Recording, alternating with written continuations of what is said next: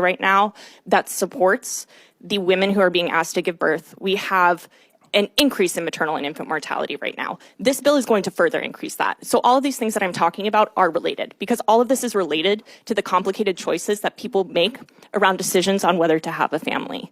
We cannot leave people without these safety nets. You are not in a place as a legislature to pass a 6-week abortion ban because you don't have affordable housing. We don't have our property taxes under control. We don't have our rent under control. We don't have expanded healthcare access. We're way off base of what the bill is, but it's related can I to the ask you bill. a question? Yeah. I was kind of reading the cards, but you said something about the testing in the very beginning of your statement. The testing? Yeah, the pregnancy test. Can you repeat that? Yeah, there's no medical standards for these crisis pregnancy centers that this bill is going to give $25 million to. So at times, these tests are dollar store pregnancy of the tests. testing when you can get pregnant. Oh, yeah. You cannot test 1 week post-conception. So your bill is dating last menstrual period, which means that 3 weeks pregnant would be 3 weeks past your last menstrual period. 1 week post-conception, it's not possible to So test. I asked the question. My wife at 5 weeks tested pregnant.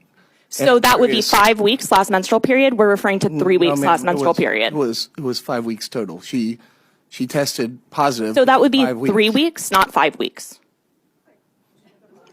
Okay. We got to see a doctor 6 weeks into the pregnancy. So that would be 6 weeks, not 3 weeks. It was 6 weeks within.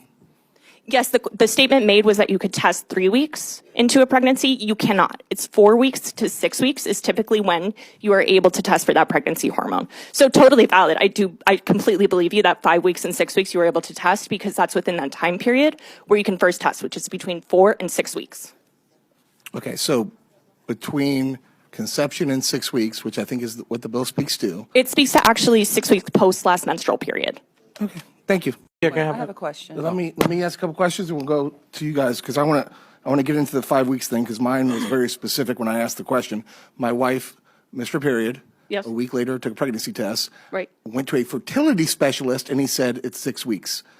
Are you denying the fact the fertility specialist gave you a... No, so that makes perfect sense. So if you're 1 week late from your missed period, it's counting from your last menstrual period, right? So typically between your last menstrual period and your missed menstrual period is approximately 4 weeks, but it can be as much as 5 weeks because we don't all ovulate every 28 days. Some of us do it 30 days, 33 days, even 5 weeks. So the clock starts. So, okay, I don't want to belabor this, but say you have... Not to get into medical, but do you Yeah. think that the 6 weeks here in my situation I just gave you will not apply?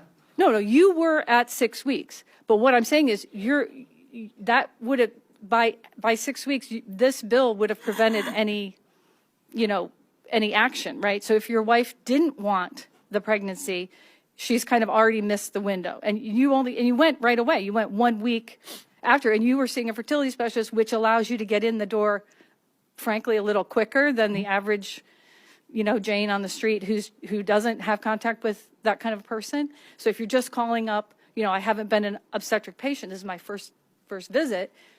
Like someone said, 2 weeks is 2 to 4 weeks would be pretty typical to get in to see a physician. And we have a shortage. That's the other problem. Sure. And